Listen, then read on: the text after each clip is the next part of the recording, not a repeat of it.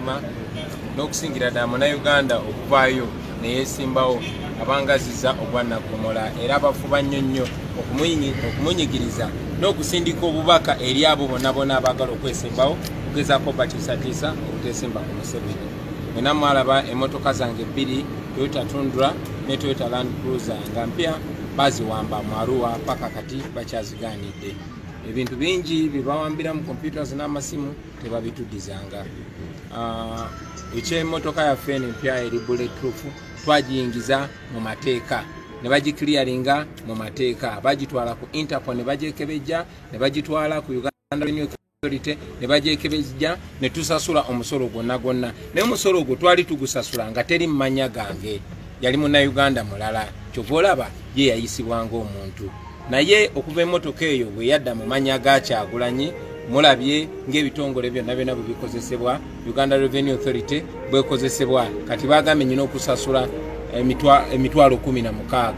miliyoni zisukka mu bisatu, in fact zikunukkiriza mu 14. Of course ekyo kikyamu, of course bakikola mu bumenyi bw'amateeka, of course bakikola kunyigiriza na kunnafuya na kugezaako kukanga abantu abalala bonna babalage nti ye Museveni Katonda teyeesimbibwako era bw'omwesimbako bakozesa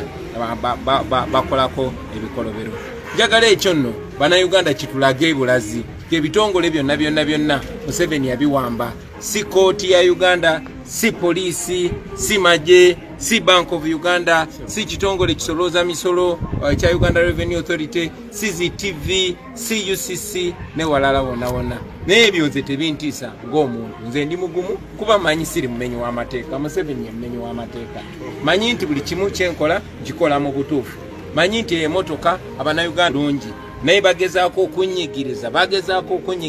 okulaba nga bannafuya, naye ate we bakoma okunyigiriza ate gye nkoma okufuna lo era Museveni lazima ajja genda. Akasembayo wabo Bannayuganda abasabye omukisa obakkiriza ensimbi ezo bazisonde. Ensonga eyo tetunnagikaanyaako, kyayogera ne bannange. In fact bansindikiddeko ka message, waliwo omuntu eyakoze ebintu ebiri fake nakola tweet n'ateekako essimu nti twasabye abantu batukunganyize ssente. Ekyo kya bulimba, ekyo tetunnakikolako era njagala okujjukiza Bannayuganda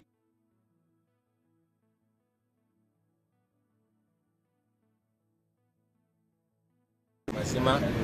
n'okusingira ddala Munnayuganda okuvaayo ne yeesimbawo abangaziza ogwannagomola era abafuba nnyo nnyo okumunyigiriza n'okusindika obubaka eri abo bonna abaagala okwesimbawo okugezaako batiisatiisa okuteesimba ku Museveni. Mwenna mwalaba emmotoka zange bbiri, Toyota Tundra ne Toyota Land Cruiser nga mpya baziwamba mu Arua paka kati bakyazigaanidde.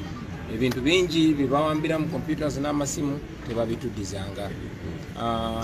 Eky'emmotoka yaffe empya eri bulletproof twagiyingiza mu mateeka ne bagiclearinga mu mateeka, bagitwala ku Interpol ne bagyekebejja ne bagitwala ku Uganda Revenue Authority ne bagyekebejja ne tusasula omusolo gwonna naye omusolo ogwo twali tugusasula nga teri mmanya gange, yali Munnayuganda mulala, kyova olaba ye yayisibwanga omuntu. Naye okuva emmotoka eyo bwe yadda mu mannya ga Kyagulanyi mulabye ng'ebitongole byonna bwe bikozesebwa, Uganda Revenue Authority bwekozesebwa kati bagambye nnina okusasula emitwalo 16 miliyoni zisukka mu bisatu, in fact zikunukkiriza mu 14. Of course ekyo kikyamu, of course bakikola mu bumenyi bw'amateeka, of course bakikola kunyigiriza na kunnafuya na kugezaako kukanga abantu abalala bonna babalage nti ye Museveni Katonda teyeesimbibwako era bw'omwesimbako bakozesa bakolako ebikolobero. Njagala ekyo nno Bannayuganda kitulage ebulazi ebitongole byonna Museveni yabiwamba, si kooti ya Uganda, si poliisi, si magye, si Bank of Uganda, si kitongole kisolooza misolo kya Uganda Revenue Authority, si ZTV, si UCC ne walala wonna. Naye ebyo nze tebintiisa ng'omuntu, nze ndi mugumu kuba manyi siri mumenyi w'amateeka, Museveni ye mumenyi w'amateeka. Manyi nti buli kimu kyenkola nkikola mu butuufu, manyi nti emmotoka Abannayuganda baagingulira mu mutima mulungi, nagisasulira omusolo yayingira wano mu bulungi, naye bagezaako okunyigiriza okulaba nga bannafuya, naye ate we bakoma okunyigiriza ate gye nkoma okufuna lo era Museveni lazima ajja genda. Akasembayo wabo Bannayuganda abasabye omukisa obakkiriza ensimbi ezo bazisonde. ensonga eyo tetunagikanyako kyayogera ne bannange. In fact bansindikiddeko ka message, waliwo omuntu eyakoze ebintu ebiri fake nakola tweet nateekako essimu nti twasabye abantu batukuŋŋanyize ssente. Ekyo kya bulimba, ekyo tetunakikolako. Era njagala okujjukiza bannayuganda nti struggle eno ffe tulwana kwejja mu busibe, tulwana kutaasa bannayuganda, naye kyanaku nti ate waliwo abagikozesa okufera bannayuganda okubajja mu ssente. Ekyo kikulaga n'obuntu bulamu bwe bwononese wakati wa Museveni, kikulaga obwavu obuli mu bantu. Tugenda kutuula ne bakulembeze bannange tusalewo kiki ekigenda okuddako. Tuyanza Mr. President. Ndowooza mubulidde bulungi Honorable Kyagulanyi nga agenda, kibadde simple nnyo, emmotoka agyogeddeko, kali brief. Tulinde ebiva ku owani, tulinde ebiva owa spokesperson. Tugenda linde ebiva kwa spokesperson soon. Babadde mu meeting, we are waiting for spokesperson soon. Ekituufu alwana bannange tuli president ndowooza mulidde kyayogedde, emmotoka Tundra, Toyota, Land Cruiser, Toyota byonna, naye mane mwebale kubeerako kyena okukola. Tugenda waliyo press ya dakiika nga 4 kyembadde nsaba mube tugenda kuddamu tusharinge, tugenda kuddamu tusharinge soon as possible because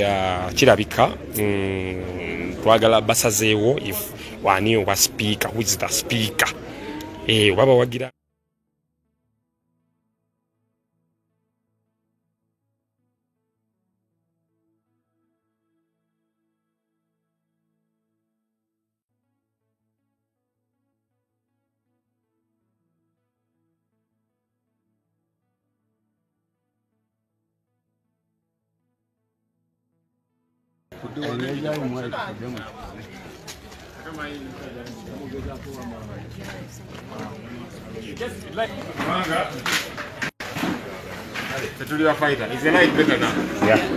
wasibye naye njala kuyitamu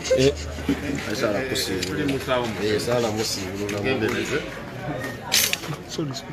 kubanga olwaleero saasibye naye nga bwekikola nga bwekigwa ezo ennaku ennumye neesiibulukuka ndisiiba omukaaga okay Uganda Revenue Authority yagala milioni 737 nezigwamu moduka yayitawayo. Okusookera ddala nga bwe tuze tugamba nti ensonga y'emmotoka eno eya pulezidenti waffe Museveni kyasinze okukola akozeseza institutions zonna zonna okulwana entalo ze nti tezikyakola zo nga zo tezikyetengeredde. Kati ye buli wayagala okulwanyisa ajja kukozesa institutions kulwanyisa omuntu oyo. Emmotoka eno nga bwe tuze tubagamba history yaayo, emmotoka eyingira eggwanga nga teri mu manya ga Honorable Kyagulanyi, ni manya ga muntu mulala, kubanga Museveni tumanyi enkola ze. Emmotoka eno yatwalibwa Interpol, ofiisi zaabwe eziri mu Kololo,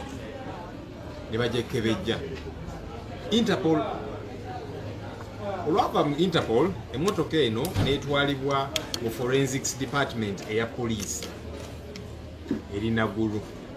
ne bagyekebejja ne balaba nti eno mmotoka ya bulletproof, kubanga abagyekebejja basirikale ba poliisi Forensics Department eya poliisi,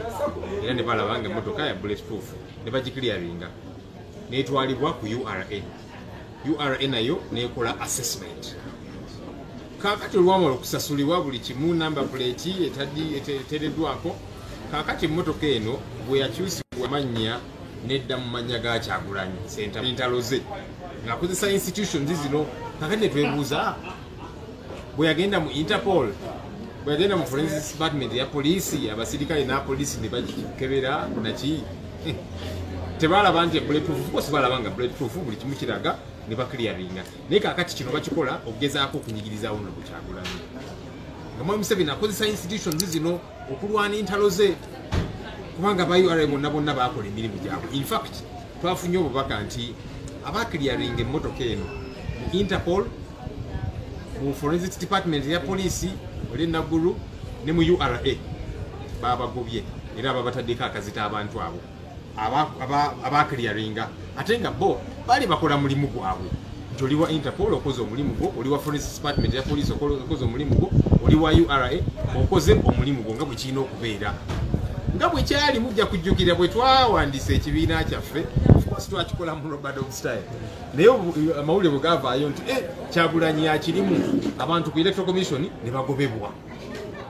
ki ate nga bakoze omulimu gwabwe nga bwe kirina okubeera ekibiina bwe kikyusa obukulembeze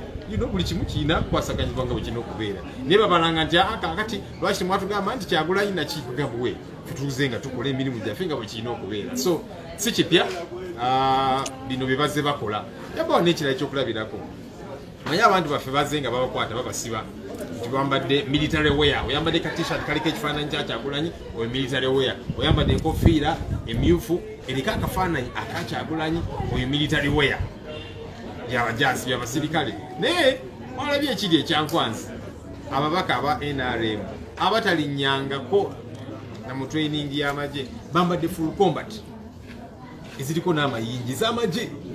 ndi tugamba sokuleke lwaki ensonga eno tetegerekeka Banubian Edi Mutwe n'abalala babasibe ku bisange bitategerekeka n'abalala abaana baffe bazze basiba nti ambadde enkofiira babasibira bwereere naye kaakati bano ate abazizza omusango ogwa Nnaggumula bambadde ebyambalo by'amagye si b'amagye naki naye bo it is okay kyembagamba nti Museveni ye akozesa institutions nga bw'ayagala kiba kikwata ku bantu be it is okay naye kati bano abamulwanyisa ajja kozesa institutions zino okulwana entalo ezize kituze tugamba nti kikyamu era ffe nga bwe tuze tugamba nti tugenda kussa mukono kubanga oyinza okulowooza nti oyagala otereeze kano naye ate nga bingi emmotoka za Honorable Kyagulanyi 2 nakanu nakati zikyali mu mambuka bazikwata 2018 2018 Tundra Land Cruiser waliwo ne bannaffe abalala I think emmotoka endala nga 2 ez'abannaffe abalala zakwatibwa naye ne kaakano tezivangayo kati Museveni akikola Kyagulanyi ono kamunyigirize kamujjeko entambula kamujjeko abantu abamuli ku lusegere bano abali ekalangala Nubian Edi Mutwe n'abalala kamagezaako kunyigiriza naye ffe tetugenda kupondoka tetugenda kugwa mu maanyi tugenda kulemerako paka okulaba nga Mwami Museveni ne bavudde mu buyinza tutereze eggwanga lyaffe institutions zikole nga bwe kirina okubeera so ku nsonga y'emmotoka eno of course Honorable Kyagulanyi agenda kuwayamuko ne balooya be okulaba ki ekiddako ku nsonga eno kubanga yes URA ne police n'amagye bakoze ku baana of course ne government ne bakola kye bakoze so akati agenda kuwayamuko ne balooya balabe kigenda okuddako enzirukanya emirimu kitongole kya Uganda Revenue Authority oba nga bakebera emmotoka omulundi ogwasooka ate ne bakomawo ne bagamba nti naye tetwategeera nti emmotoka eri hamad enzirukanya emirimu URA kiteekawa ekitongole kino nekyo of course balimba ate naye batubalemu ku magezi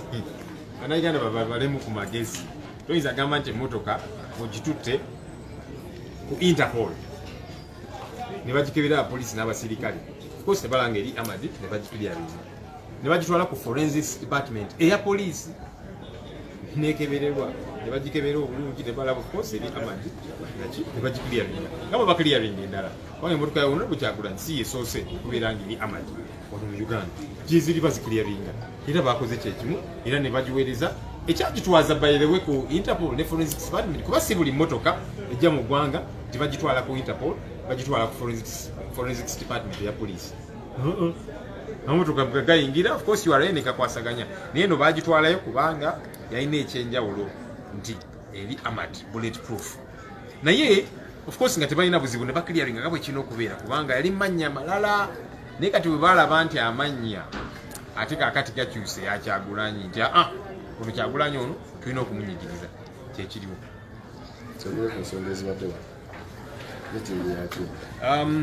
olunaku lwaleero tuzeemu okusinkana parliamentary caucus yaffe ebyokuwayamuko byo biyitirivu tulina okweteekateeka twali ku retreat mu lusirikale twalimu ejjinja ne tuwayamu ku nsonga ez'enjawulo era obukiiko ne buteekebwawo olunaku lwaleero akakiiko kabadde katuwa update select committee gye twateekawo tuwadde update era tukyatambuza ensonga ez'enjawulo kazibe ez'obwa speaker deputy speaker n'ebirala so tukyatambuza ensonga zino n'okuwayamu ku nsonga endala parliamentary caucus yaffe esisinkana buli luvannyuma lwa nnaku eziwerako netuwayamuko ng'abakulembeze n'okweteekateeka okulaba nti Parliament tugikozesa nga front ya struggle, tugikozesa okugatta ku struggle nti si just kubeera na bifo ebyaffe kakati Ssenyonyi Fuusa omubaka owandaka West kirungi naye yalina okukozesa ekifo ekyo okugusa ensonga ssemasonga okulaba nti eggwanga yaffe liva mu buwambe nti ne muwadanku nnyingi ali Kyaddondo East nti si mubaka just mubaka mulwanyi mu struggle era nti kakati Parliament eyo alina ogikozesa nga war front, struggle front mu lutabaalo lufulimu era n'abakulembeze baffe abalala abadistrict chairpersons bammeeya abakansala etuze tubabuulira nti ekifo ekyo tukikozesa nga gwe just gwe nga gwe kikozesa okulaba nti struggle eganyulwamu okulaba nti tufuna enkyukakyuka mu ggwanga lyaffe so n'ebyo n'ebirala tubadde tuwayamuko mbadde mwogerezeganya wano kubaddeko ekyokusala amagezi eri ababaka bangi abatwalibwa mu kooti ku ngeri ekibiina bye kigenda okwanoneramu. Of course byonna tubyogerako era ensonga eyo naye tuze nga tubyogerako ababaka abo specifically abatwalibwa mu kooti tuze nga tuba ne meeting specifically ezaabo era okulaba nti balooya bakwasaganya ensonga zino era petitions ezateekebwayo responses ezisi okulaba nti ndi up to date. Ensonga eyo well ensonga eyo nayo tetunnagikwasaganya kubanga nga bwentera okubagamba nti tukola prioritization tulaba nti kakati kiki ekyenkizo tulina okuwayamuko kati tetulaba nti ensonga eyo si ya nkizo kaseera kano n'enkizo kati nga bwogambye ababaka baffe abatwalibwa mu kooti nebino ebirala ensonga zoba speakership naki abagala ebifo bwe bityo erina okusingira ddala ebifo bino byetwafuna tubikozesa tutya okulaba nti tukusa struggle yaffe eno tufune obwenkanya tufune obukulembeze obujja ogenda otwala eggwanga lyaffe mu maaso so netukyaliko ebirala byonna byetutannayogerako tulaba nti tebinnatuuka ku level ey'enkizo ennyo okulaba nti tubyogerako kaakano. Ensonga y'okuba nga tebinnatuuka ku kyali level opposition tetulowoozese nti ekibiina kikyalina essuubi nti Kyagulanyi Ssentamu Robert agenda kulayira mubeere nga mwe muli mu gavumenti. Okusookera ddala of course mu Parliament opposition okutwalira awamu bannankyukakyuka batugere bwentyo okutwalira awamu enamba eziri mu Parliament ntono kwezo NRM byaliwo byali biyitirivu naye nga eyo naye tulina ogikozesa nga front nabba akalulu ka Kyagulanyi akalulu k'abannayuganda era ensonga eyo nga bwe tuzze tubagamba yo tennaggwa tugenda kulemerako paka nti naffe abafuusa ababaka nti olumala okulayira wali infact tetunalayira naye kyetuliko nti olumala okulayira wali ntandikirawo okulaba nti naye effuga birino lyetulina effuga eryannakyemalira tuligoba tutya effuga eribba obululu bw'abannayuganda obuwanguzi bw'abannayuganda tulifulumya tutya so okulaba nti tukozesa front eyo in that quest. Ekisembayo kiri nti waliwo bannakibiina kya National Unity Platform abawangula oba MP owa kansala nga baloopa ebibiina ebirala nga NRM FDC mulina emisango emeka egyo nga NUP ye yaloopa ebibiina ebirala. Well tulina ne bannaffe abalina emisango actually ng'olabira ddala guno omusango guno wasimba era nabo tugezaako ng'ekibiina okukwatagana nabo tulina for example musango gw'e Kayunga n'emityana eyo wali omulala n'emirala egiwerawerako tekubwa kansala nomunnange gyegiri so tukwatagana ne bannaffe bano netuwayamuko netulaba nti kakati bitambula bitya ngina balooya batuuseewa okulaba nti obuwanguzi bwaffe nabwo obuvaayo buli ngeri yonna. Mwagala Ingirisi alina obwotema bano bagi tuli mu kisibo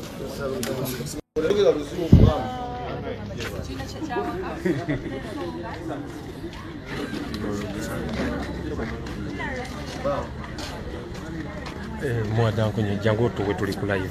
fenna jangu tuwe kujiwa ona revya tudde wano sobula tuli ku live ona revya nsonga ki kyonna gwe kyo according to olirooya oli lawyer one tuva mu lusirikale lwaffe nga NUP tugenda maaso okulaba nga twegeyamu okulaba engeri gye tugenda okusigala ku mulamwa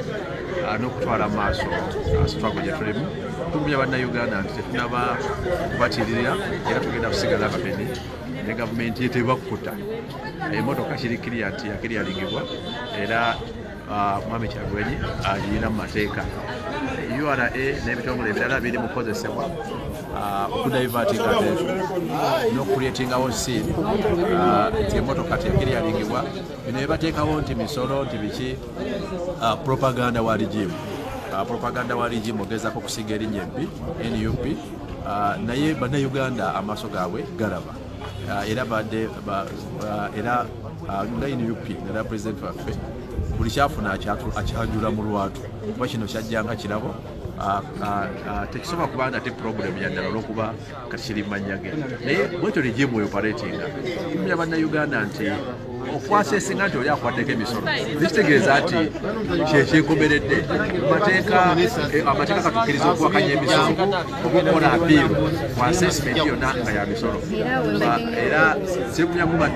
bannayuganda nti tekiri automatic nti URA bwegamba nti mpa 5 mpa biliyoni mpa akawumbi nti olwoba ogenda kusasula amateeka gatukkiriza okwapiiringa n'okukyalenjinga emisolo egiba gigerekebwa ebeere ekitongole kya local government oba URA esibe benkomeredde kitwagala oba proving and oba disproving nti ly'eggwanga lya bannansi ate nga tulwanyira enfuga ey'amateeka well balina right okukola assessment zaabwe nga bwe bazaagadde naye naffe tulina right ne Mwami Kyagulanyi abalina right okuwakanya assessment ekolebwa politically ekolebwa mu kunyigiriza oba ekolebwa ng'abakoze era nesasulwa nedala eziddako tetukondoninga bitongole bya gavumenti ekozesebwa ate biryazaamanye bannayuganda olw'endowooza zaabwe ez'ebyobufuzi so kino egenda kuba example etandikibwako nti si buli akozesebwa tyanatunamukiriza akozesebwe so I believe engagements ezinaddako naddala eza president ne legal team zijja kuba byemu ku byensuubira kwe kuwakanya assessment kubanga si kusasula busasuzi kubanga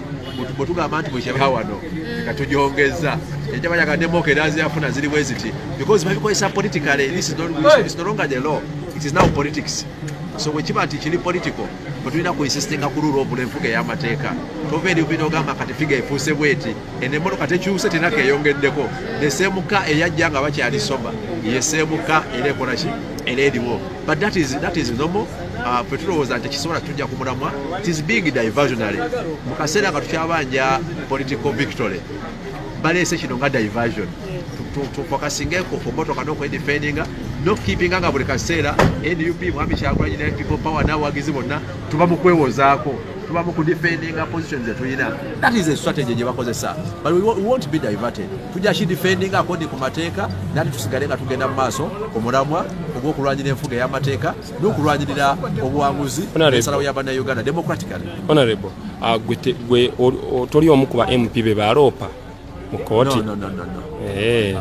Kale ekyo kiro enkola ya URA bugyogerako because twagendayo gayina tugamba wa URA nti bo bamala okulaba motoka ya Honorable ng'agiwaniseeyo ne basobola that is a lie. Omwogezi w'ekibiina akunyonyodde ne president yakulaze chronology emmotoka yagenda mu URA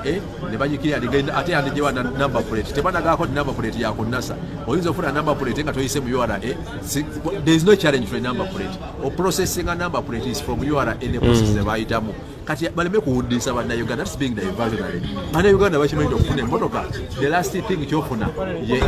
ye number plate yaki y'emmotoka emmotoka kituufu yafulumira manyaga yayingira nefulumya manyaga muntu mulala ne bagikola transfer oba ka transfer olwadda manyaga Kyagulanyi namba yaabwe kyegamba be badictatinga na nyamba bambye ne exclusive nyamba bambi alifona ribo kwagalamu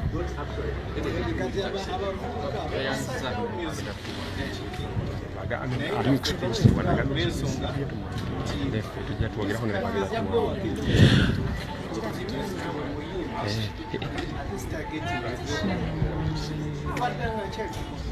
dayo Facebook basewe ne banya abatuuliriza mwebale kubeerako ku Bobby Diehards ne Kavuma Ibrahim okulembeza ekiriwo nga bwe mubiwulidde president ng'ateekawo embeera eri favorable embeera toyonoone oli mwogezi toyonoone kuva nga oli mwogezi tandika buli kimu kirikiri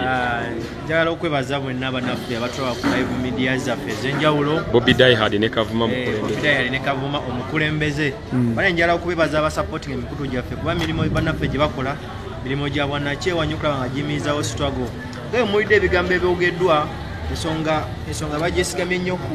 enkola URA gye yatulaze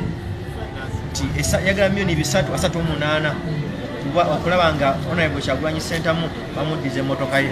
buli munnayuganda yenna alina atulaba asobola okumanya ekituufu ekiri mabega w'ekyo baddewo kiremya omuswaza n'okugezaako okukola ebiri wabweru w'amateeka omusajja muno gagifuna mu mateeka mu mikono emituufu nesasula n'omusolo ate mu kaseera kano ate otugambe ate asasula sente endala kintu kinakuwaza kiraga engeri ensosoni zaffe zonna bwe zaawambibwa bwe zitambulizibwa ku muntu omu bakangemu babuuzeeku yennyabo Shuki akiwa tuli mwezi omutukuvu gwa Ramadhan banaye bakomezi mbayenjagala bagamba ku post president yataddeyo kuba yakopinze omuntu yabadde ali mu kugamba nti tugenda kufuula sente ez'emmotoka yaffe nakopinga akantu ako n'akateekayo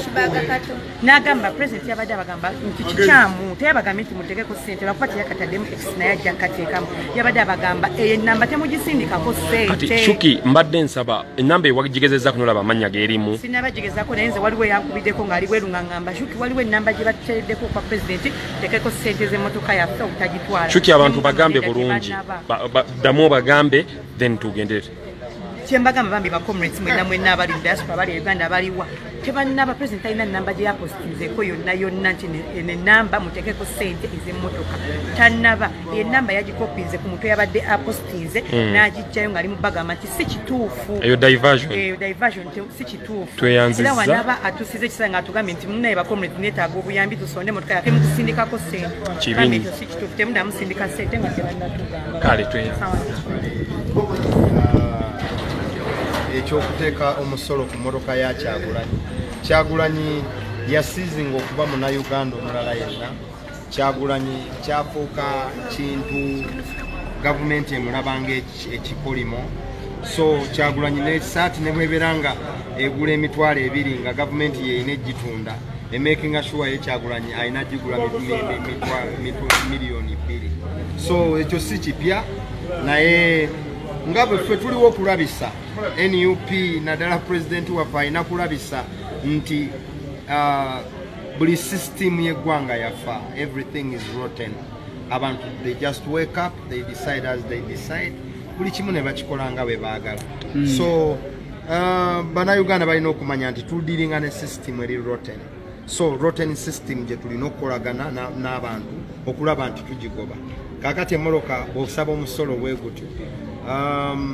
kyewuunyisa naye ate tugenda gusasula president alina ogivuga bwe baba baagala ssente wadde babbye ennyingi ate tugenda bongera n'ezo muzibbe ate president agivuge ate kibalume Honorable olunaku olwaleero tulaba oli mulimu URA eno kooti eno mukomera twagala okumanya music tugenda kulabika nti tulina kifaananyi ki reflect us back to music music tubadde tudongowaza abantu Honorable yeetaga otuwamuko kalayo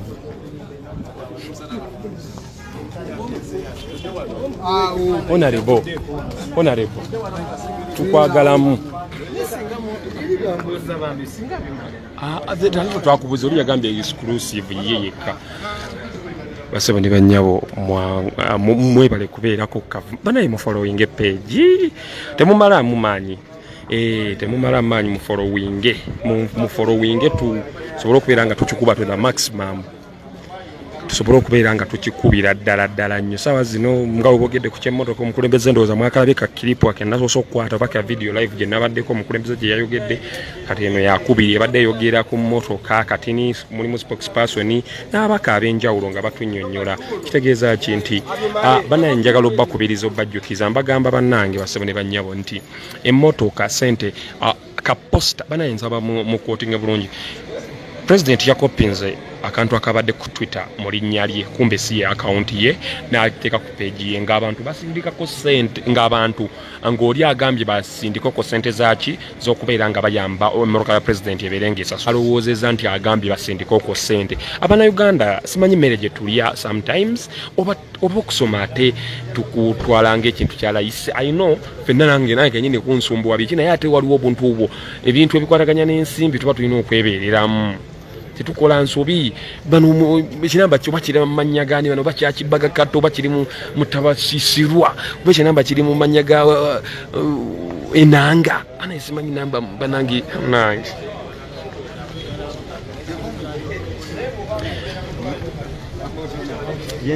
eri mu mannya ga udongo oba odongo to obwani banange oba eri mu mannya ga obagani bane batuyisa bubi kiriwo badde ninda kuona lebo Kakuuto oweka Kakuuto natuye mukoka interview simusabanga muka interview atunyumira banaye mu following enjo page eno kwa kuba yakavuma Ibrahim tugeta niko okukola exclusive interview tugenda mbabaka nga honorable zake nga mumusabye etugenda yokko ne tulaba nenga namwe abasupporting abambi buli mu kisibo tetubera wonti nufa abagire nnyo naye ku data ne mubeerawo ne muyamba honorable wange honorable assalamu alaikum egale sebo honorable Kakuuto dakika emu yokka tuwe dakika emu kyakoma kwate simu yo honorable fetuli bantu ba live ulede kwoli twagala anything gwekyo bagamba honorable ekyo kikulu bannyonnyole bulungi yes sebo katindika onoka president bo balaika yabakwasa obujja bajina lwakuba balina obujja tewali kirala honorable tulaga oba bakuba mu kooti ebintu byo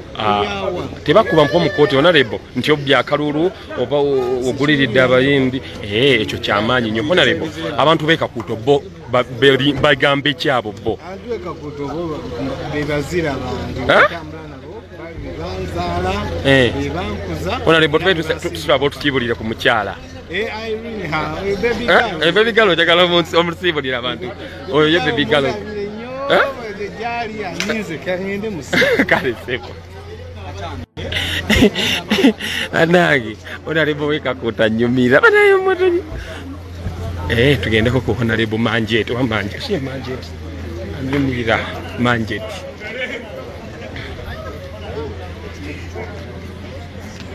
banange mwebale nnyo mwenna bye mukola mwebale ebintu by'amaanyi banaye mwebale support sometimes obeera olina kusindikirayo ka data sometimes amafuta nenga naffe sigama nti tuba kyetwagala naye embeera tituba tulina okuweereza eggwanga Uganda ate nga tuyina n'okukola ki mwebale olwa support yonna gye mukola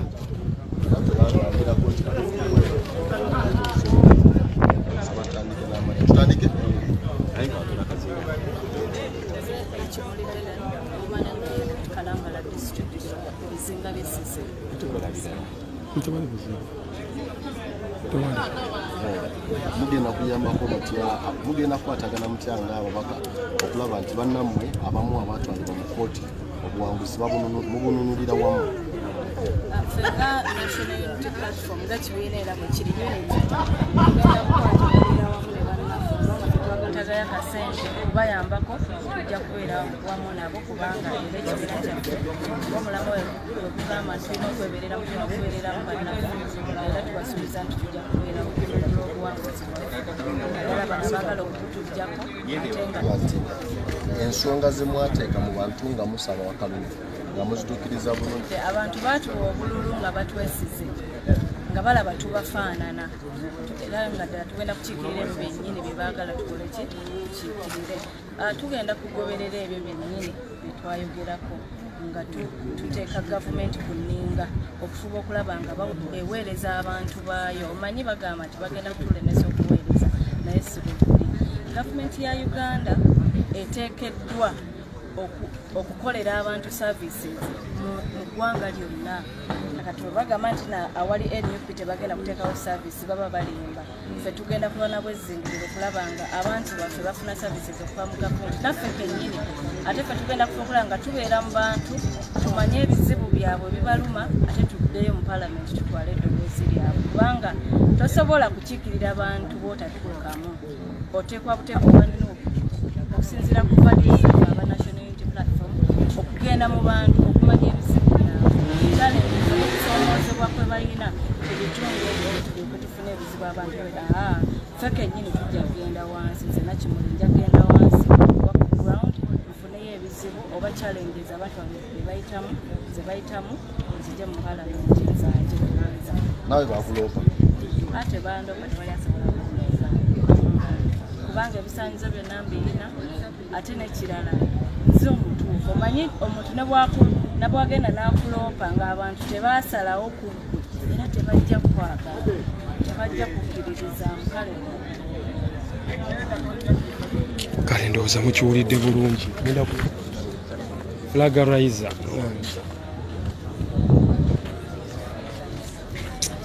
kwata mbadde njagala tufune flagarizer yuli bagenda owa BBS naye mbadde njagala flagarizer nga tumugamba nga gwe yali ku motoka ate BBC gwe yabadde mbadde nze mwagaliza independent ffe nga tumubuuza byaffe nga fight hano nayagala okuvimba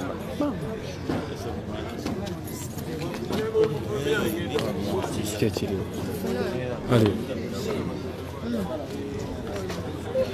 oli ku muzuuli ndi ku muzuuli nno obuzibu ndi kulayo yango buuze ku bantu bo nongeri abantu baliko bangi yango bujankana obuuze ku bantu babuulire kiki kyozaako nga gwe omuntu kaleho nalero okusooka njagala okwebaza abatulaba mwenna mwebale nnyo mwebalire ddala kitwago tukyagitambuza egenda mu maaso tukkiriza nti ngaba ekibiina kya National Unity Platform obuvunaanyizibwa bwaffe obusooka bwetakkiririza mu gavumenti yewaŋŋamiza ku bukulembeze mu ngeri etali ntuufu kubanga obuyinza buno abannayuganda bonna bakkanya Robert Kyagulanyi Ssentamu yagenda okuba president ne Mwai Museveni n'akozesa amagye newaŋŋamya ku bannayuganda n'olwekyo tukkiriziganyiza nti tugenda kirwanyisa okusobola okuba nti eggwanga likulibbulula kuva mu kinnya kyeririmu kutuuka ate buli muntu gyeyandyagadde okulaba nga ni Uganda. Ekyokubiri tukkiriziganyiza nti eggwanga likulisukkiriza okwewola lyewola ne lisasula ebbanja obanga ku muntu eyeewola asasule ate neyeewola asasule bwe yeewozeeko kale tukirabye nga eggwanga lifiri bubi ate ekyomukusiminga ssente zeewolebwa ne zigenda mu bintu ebitagasa ggwanga. Palamenti yamaze okuyisa obukadde bwa $65 bwewolebwe bwakusitula omutindo gw'ennume eziri mu ggwanga kale teberezaamu ekintu bwe kityo naye ng'abantu balina ensonga ezibakwatirako ddala ez'obuntu ezitafiiriddwako. Ensonga endala gye tukanyizaako emisolo mingi nnyo eri ku bannayuganda. Eggwanga lyaffe liri mu covid businesses nyingi tezinaba kuggulwawo naye ng'ogyeko kuba nti businesses nyingi tezinaba kuggulwawo ate eri eggwanga lyetwongeddeko omusolo kale ebyo byetumukwetale twogerako omusirikale nga gwe mutanzige tulabye nga gwe yajjayo mutanzige eyajja mutanzige katabaazi newangulone yanominatinga Museveni sebo mbadde nsaba abantu osooka obannyonnyole amannya nejjovyo kituufu nati mukonvisi mbadde nsaba abantu bekatikamu abakuleeta mu palamenti osooka obagambeyo ku bugambo abakatikamu North Constituency mbasuubiza ekintu kimu mbugwe mwalonda mwamulonda mumumanyi ngenda kusigala nga ndi ogwe mwalonda temweraliikiriramu bw ate ki tewaloopebwako mu kooti bandoopa naye bandoopa sibyogera nako kuba tebiina makulu temuli makulu abalonzi mukyali oba nabo bayagala tukomewo tujja kudda kale kiki ekizibu waabwe tweyanziza egemu enna denisite kati denisite nga gwe yaliyo ku motoka ogyogerako ki nga gwe yagitambuliraho kuba buli omwe yakulaba kati ffe tuwe tuli ba live osooka olutuwe emotoka yesebo amanya n'eddoboozi amanya yenze Senono Denisi abasinga gomanyi nga Denisite era ndi mukulembeze wa NUP zawanika flaga y'ekibiina kyaffe ate era ndi kansala omulonde owa Kate Farao ate era ajja kuba sipiika bw'eggombolola olw'okuba nti twagala okuba nga tukwatagana n'abantu abatulonda n'okutuusa ebigendererwa byaffe nti twagala okuweereza ki abantu ku nsonga z'emmotoka Kwa twakulaba nnyo ng'oli musaale nga mugitwala ku URA nga tulowooza egenda kuvaayo kukola olunaku. Nakati era nkyali musaale kuba emmoloka tukyagirika emmoloka yaffe erina okudda wano eno era tulina ogijjayo. Neba nakwaki emmoloka yaffe erina okolaki okuvaayo. Bye bagitaddeko ssente empitirivu nnyo naye gavumenti yadde ekikola ekyo okutulemesa oba okuteekawo emikongolo zonna eziremesa emmoloka yaffe okuba ng'evaayo. Naye emmoloka yaffe tugenda girwanirira okulaba ng'evaayo. Era pulezidenti wange Kyagulanyi Ssentamu Robert Taata nkusaba tuule emagere tovaayo, beera mugumu, emmoloka tugenda gijjayo, ate tumala ogijjayo tugenda bagikoze ebintu ebitategerekeka. Bayinza okuba bataddetaddemu ebintu ebikyamu, so tugenda gijjayo, tumala ogijjayo, tegenda soka genda waka, emmoloka emala egende ekeberebwe, tumala ogyekenenya erikiriya tebalina ye bataddemu, eyinza okuba ng'eri sipiidi 250 ebajja ne bateekamu ate nga sipiidi ezitakolagana nayo, oba omuliro ne bateekamu omuliro gwetalina kukola kidda erina ovaayo. Bannayuganda amaanyi gaffe ne NUP galimu mmwe abantu. Byonna tuze tubikola byonna nga tukolera ku maanyi g'abantu. Ng'amaanyi g'abantu gazze galwana gonna okulwanisa dictator, omulabisa byonna ebyekyamu byonna byakoze. N'emmoloka tugenda olwana okulaba ng'evaayo emmoloka yaffe eya president. Tugenda gijjayo. Denisite tulabye nti omukulembeze waliwo ababadde bamuwandiiseeko ebintu ku Twitter bagamba basonda ssente. Ate n'ekyewuunyisa nga ggwe Flagarizer abantu ebyaddala bali kusonda ssente kweyo ennamba. Abamu nga wonagamba Abannayuganda abamu tebamala kwekenneenya oba kusoma what is the problem oba kiki, abamu ebyaddalo lyakubya n'akugamba ntaddeko kasente kweyo ennamba gye baŋŋambye nga ggwe okyogerako ki? Bannanga abantu baagala enkyukakyuka, abantu baagala ensi yaabwe, abantu baagala pulezidenti waffe Kyagulanyi Ssentamu Robert. Bannange babikola lwakwagala, abantu beetuma bokka, tebaliko kugamba tebabagambye. Ffe twetuma ffekka nga pulezidenti amaze tugamba. Bannayuganda beetuma bokka, kibakakatakira tewali gwe bakaka. Bannange tutaddeyo ng'ennamba oyo muntu ali kukozesa bukujjukujju kubba ssente naye lwakuba teyakiwandiise bulungi kati naye abantu ate bali kusindikako ssente ate nga yabadde alibbagana. Kati mbadde nsaba obagambe bulungi. Bannaye pulezidenti anabateekawo naba eri official tino yagitaddewo nga ye so eyakikoze ku lwa pulezidenti nti yataddewo ennamba eyo nti pulezidenti yaba yamulagidde ekyo yayinza okukikola ng'akikoze mu bukyamu, naye twetaaga omuntu akola ekintu ng'akikoze ku lulwe ate nga kigenda oyamba ki abantu ffenna so sikola kirungo kikola ku linnya ly'omuntu okwonoona. Otya Aba speaker yesebo oba speaker okusinga tuyimiridde ku mulamwa ogw'okuweereza abantu mu gavumenti. Ffe tubali tulwana nnyo okukyusa eggwanga Uganda n'okuggyako obukulembeze obubi. Obukulembeze obuliko obwa Muzeeyi Museveni bwonoonye buli kimu nga n'abantu baleetera okugaa nti n'abantu tebakola ki tebakola. N'eki bukulembeze bubi obwa Muzeeyi Museveni. Muzeeyi Museveni yabba obuwanguzi bwaffe, yabba akalulu kaffe, tugezaako okubanja obuwagizi bwaffe, akyabulemedde. Ne mu mbeera yonna one day Mukama Katonda alimugjawo era alimuggyako obukulembeze bwaffe bwe yabba. Naye nga tuzze ku nsonga y'obwa sipiika ngitunulira nti mugenzeeko nga sigenzeeko nti nno kuyisa bivvulu abula nga njagala okukwatagana ne ba NUP bannange bakansalazi bannange be bannonda nabo okulaba nga tubeera kimu nga tubeera kitole nga tukwatagana okulaba nga tutuukiriza services mu bantu nga tukolera abantu baba nga balina omuntu akwatagana naye nga sipiika ayisa nga muntu waabwe denisite nga yoyo yennyini nga baleeta proposal zaabwe baleeta ensonga zaabwe nga sipiika nyanguwa oziyisaamu kiba kitambula bulungi nnyo. Naye nga mulaba nti nno ebintu tebizze tebibeera byangu abakulembeze babaddengayo nga baweereza abantu naye nga tebakola olw'ensonga nti omuntu ababaddengayo babadde bakyamu okuva ku Muzeeyi Museveni paka ku bantu aba wansi ddala eno ku local council wansi gye tuli. Naye kati ebiseera bino tulina okukoleramu nga NUP obutaswaza kibiina kyaffe, obutaswaza pulezidenti waffe, obutaswaza abantu baatulonda baatwesiga. Tulina okukolera awamu. Bannange olutalo terunaggwa. Izo zonna mirandira ez'okunyweza engeri gye tugenda okuggyako dictator. Denisite mbadde twagala otukubire ku kifaananyi ky'Abaganda baffe oba okisiige bulungi ekifaananyi ky'Abaganda baffe bali mu makomera. Twalabye nti abamu twalabye nti ababiri baba tutte ruzira owokubiri abalala ne basigalayo ng'ate tulaga oba twategedde nti ennaku z'omwezi 10 bagenda kubeera bakomyebwawo ku mu mbuya military bagenda kukomyawo mu barracks. Ekyo mbadde nsaba tukubiremu bulungi toki Baganda baffe abalwadde be baatutte Map Media ne Doni Sharif ne bano abali mu komera. Ekisooka kya byonna emirundi gye bansibyeko mbaddeko mu prisons ez'enjawulo naye mu prison baba bakwagala omusibe ofe olwali eddala ofe naye olaba batuuka ku extent ekuwa transfer bannayo oba bubi baganda baffe bateekwa okuba nga bali bubi bakuwa transfer kiba kibasuseeko era ensonga temugiraba ng'ey'okubalaata baganda baffe bawadde transfer okuli map media okuli Don Sheriff Nassa bannange bateekwa okuba nga bali mu mbeera embi era tulina okulwana ennyo ennaku z'omwezi 10 mwezi ogujja ogwokutaano tugende ffenna ku court martial tulabe nga tulwanirira baganda baffe okuba nga bavaayo bannange buli omukola kyosobola tulabe nga tulwanirira baganda baffe tufubye ne dictator Museveni alemedde abantu baffe tabata tufubye president waffe akozesa petition buli wamu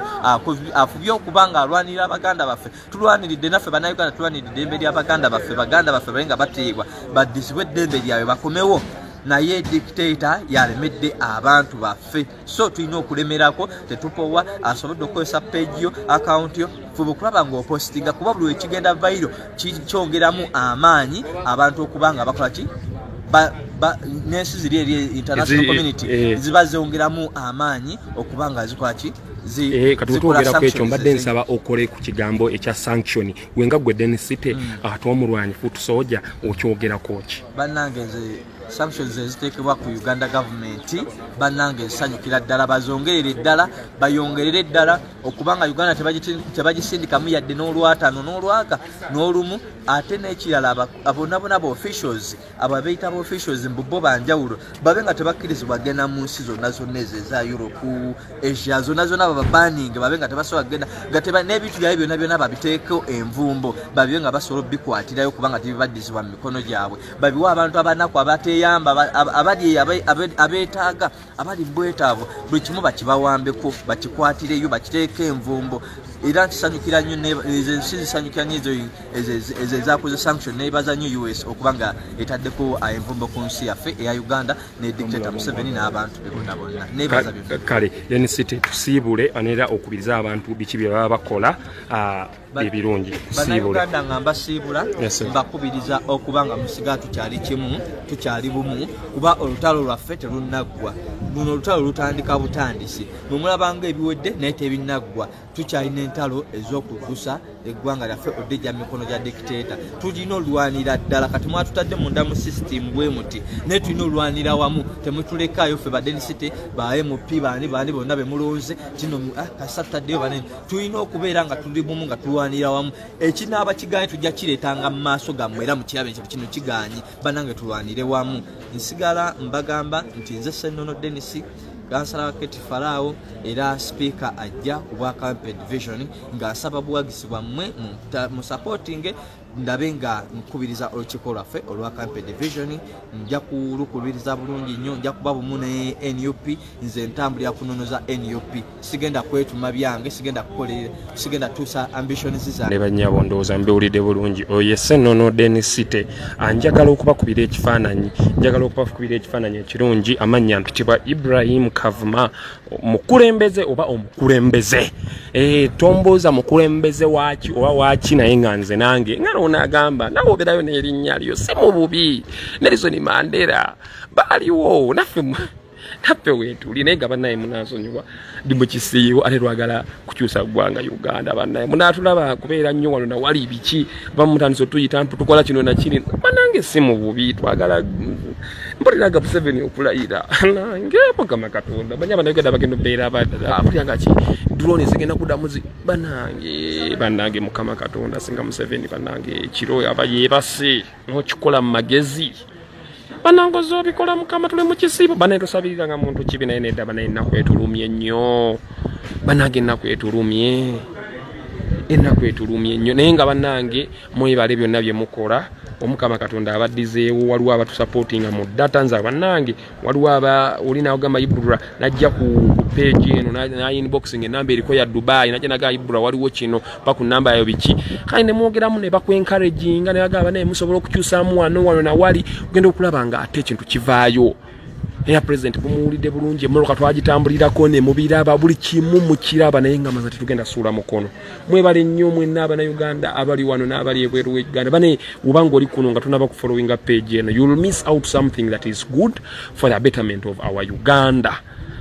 ubanga oli nebaza abantu abamu banaye waliwo amanya gomenya Madam Rebecca, Madam Jojo, Madam Mkulu Richard, mwebale nnyo mwenna sawa zino ndabako Faith wa Bobby Faith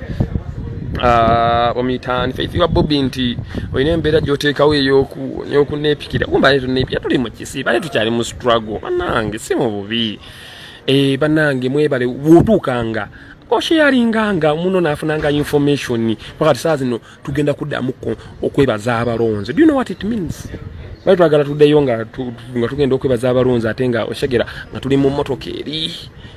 ikakole awo sokojiwulire ne bannange Museveni banete twagala alayire naye ne waba alayidde bannange lazima tajja kye bannange Museveni